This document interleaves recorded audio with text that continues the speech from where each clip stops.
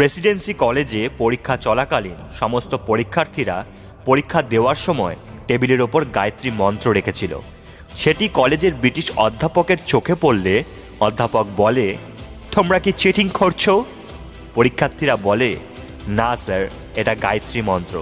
তা শুনে অধ্যাপক রেগে গিয়ে বলে, আমরা চেষ্টা করিতেছি তোমাদের এই কুসংস্কারগুলোকে মুছে ফেলবার জন্য, আর তোমরা এক জায়গাতেই পড়ে আছো।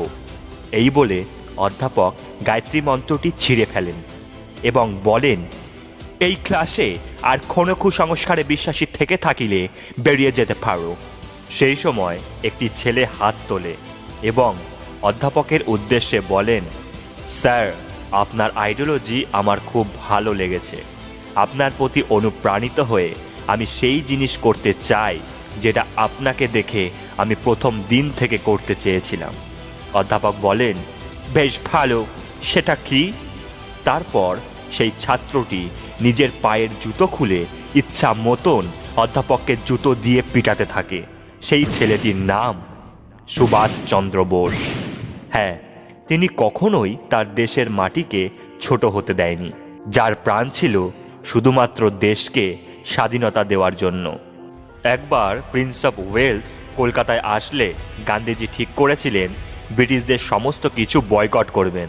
তবে নেতাজি বলেছিলেন, এইবার আমরা ব্রিটিশদের দ্রব্য বয়কট করব না, এইবার ব্রিটিশদের কাছে আমরা আমাদের পোশাক বিক্রি করব। এত বড় প্রিন্স ভারতে আসছেন আর কিছু না কিনেই চলে যাবে, এটা ভালো দেখায় না। এরপর প্রিন্সের জন্য যে মহোৎসব তৈরি হয়েছিল, সেখানে সুভাষ ও তার সহকারীরা খাদির তৈরি পোশাক বিক্রি করবার জন্য প্রবেশ করেছিল।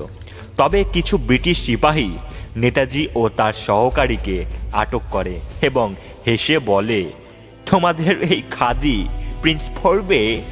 নেতাজির মুখ থেকে উত্তর আসে, তোমাদের সরকার এতটাই গরিব নাকি যে এই খাদি কিনতে পারবে না?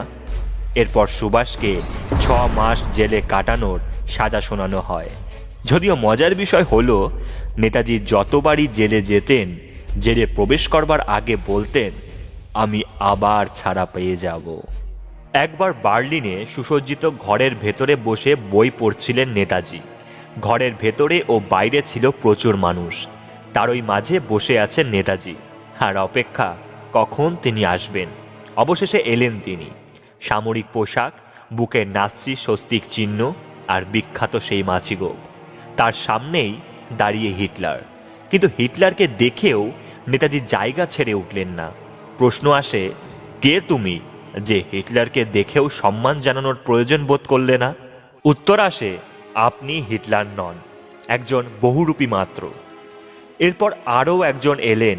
নেতাজি উঠলেন না।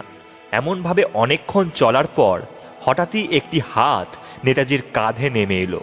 এবার উঠে দাঁড়ালেন নেতাজি, বাড়িয়ে দিলেন হাত। হ্যাঁ, এইবার সামনে দাঁড়িয়ে আছেন আসল হিটলার।